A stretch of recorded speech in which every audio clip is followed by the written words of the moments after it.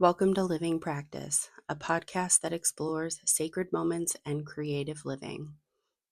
I am your host, Ricky Horvatic.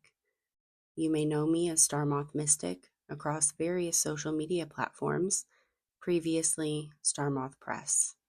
I am an artist, a writer, I work with fiber, and I love to experiment with textiles. I am also a mother, a wife, and a community member.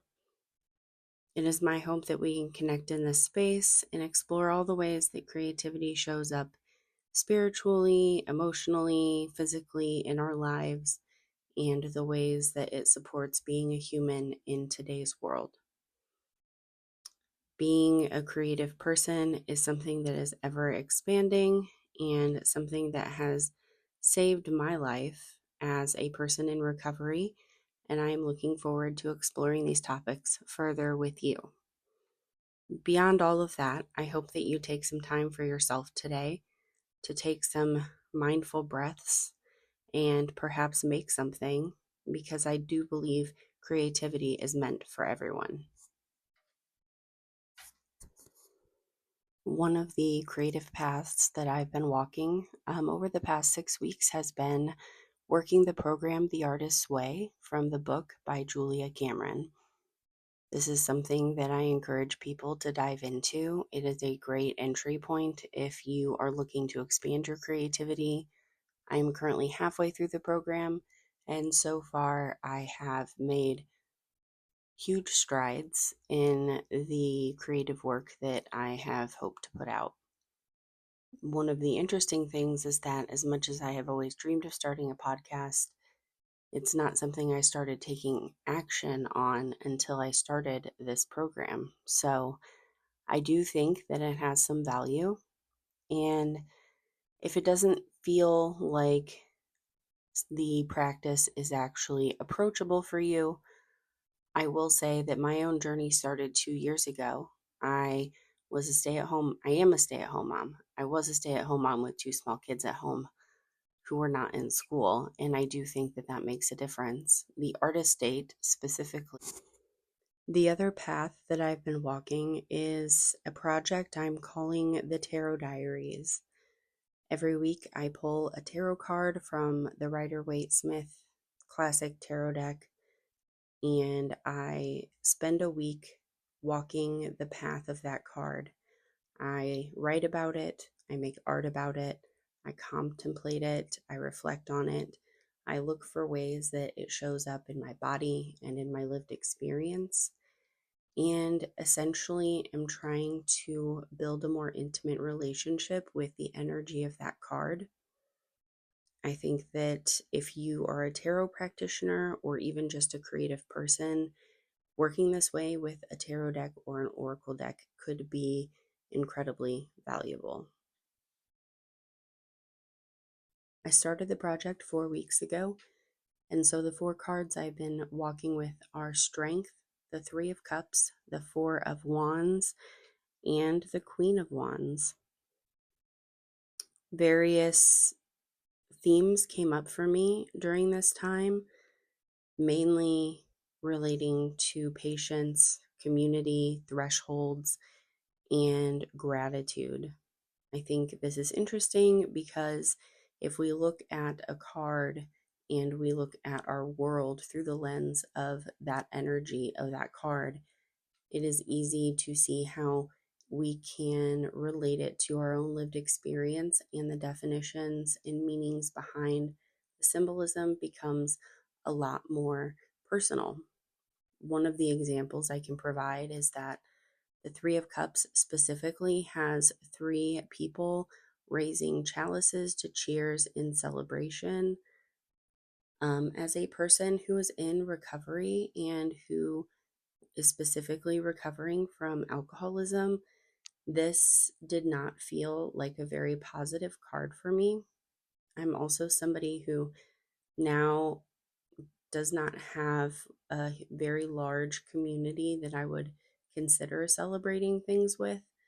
When you are in recovery and you decide to get sober, sometimes the most effective way to do that is remove yourself from the social circles that you once walked in. The Four of Wands also relates to celebration. It has kind of an archway built with two wands on each side, and there is a couple with flowers up in the air as if in celebration, and a crowd of people walking away. It's reminiscent of maybe a marriage ceremony, or some type of like graduation ceremony, maybe, but mostly it makes me think of a wedding. My wedding in particular is something that is a celebratory time in my life. It's probably one of the most landmark occasions as a person who was in the process of healing and working through a recovery program. I did do a program on my own where I've simply just worked with therapists and worked on my own, to try to get to know myself better and find out where those types of patterns emerge. That being said, I also think that this idea of constantly needing to celebrate or constantly feeling as though we have to prove ourselves by doing positive things and having other people praise us is something that is a negative pattern for me.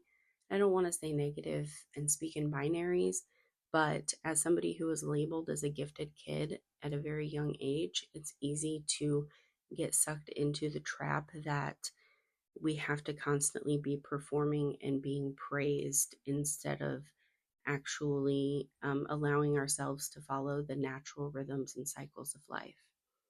I think this is where strength and patience comes in. The character in Strength bends over the lion and gently opens their mouth and is patient with the animal instincts there. I think that it has more to do with us being able to sit with discomfort, because I can't imagine trying to open the mouth of a lion to be a very comfortable situation to be in. But I think that the more we learn to sit with discomfort, the more capacity we have to grow past our current circumstances. And I do think, as far as the Three of Cups and the Four of Wands is concerned, that is something worth celebrating.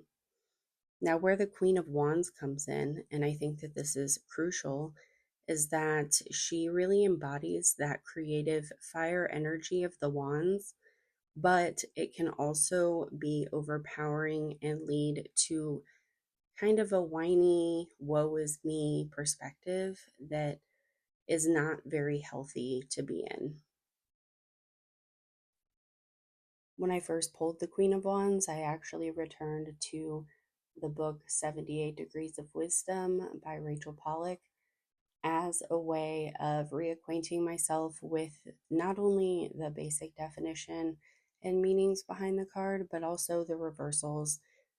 When I was still doing tarot readings in a more public way, I did not read reversals very much. I did not feel as though that was something that was necessary, because I always kind of went off the cards energetically and off of the knowledge I had of the cards at the time. I do think that incorporating more personal meaning behind the cards is important, and reading Pollock's work about the Queen of Wands and how it can really lead to us not appreciating the circumstances that we are in, because we are always looking for more and always looking for growth and moving past where we are, is something that feels very spiritually aligned with where I'm at. I think that every moment or every threshold, as the Four of Wands shows us, is an opportunity to step into the present moment. And if we deny that, if we refuse to get present and be in our lives, then we deny an integral part of the human experience. And I don't think that's helpful to ourselves. And I don't think that's helpful to the people around us, whether it be our families, our children, our community, the people that we work with, whoever it is that we are around. It's not helpful for us to not be present. And I do think that social media is something that plays a huge part in this because we found ourselves in a society where attention is severely fractured and where we have a hard time actually tuning into the present.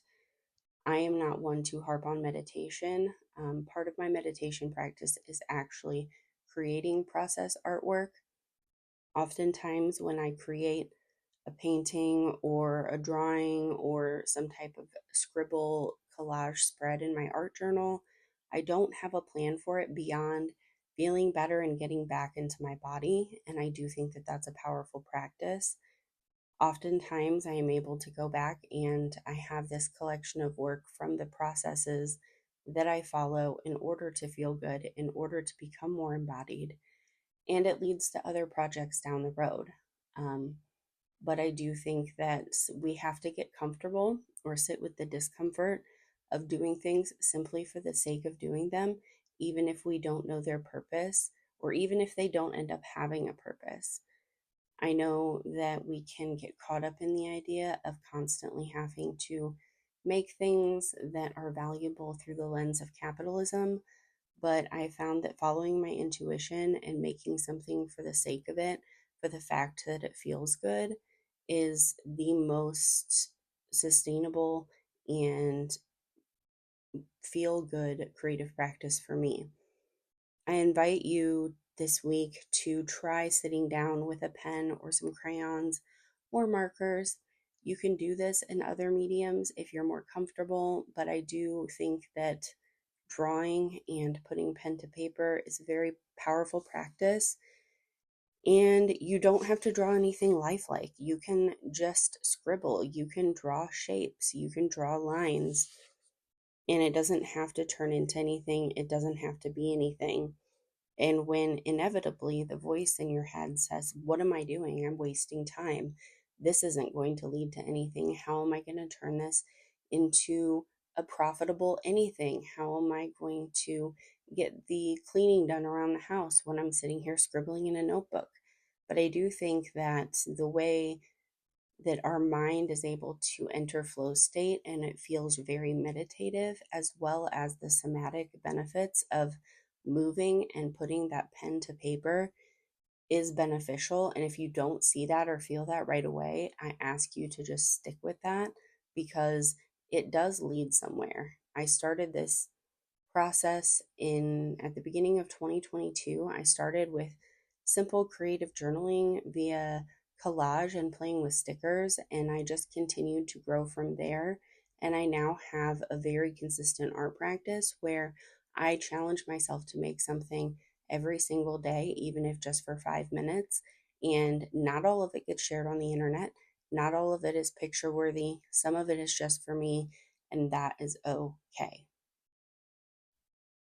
The last part of these episodes I want to leave you with is some journal prompts related to the cards and related to what I have experienced in my practice throughout the month in between episodes.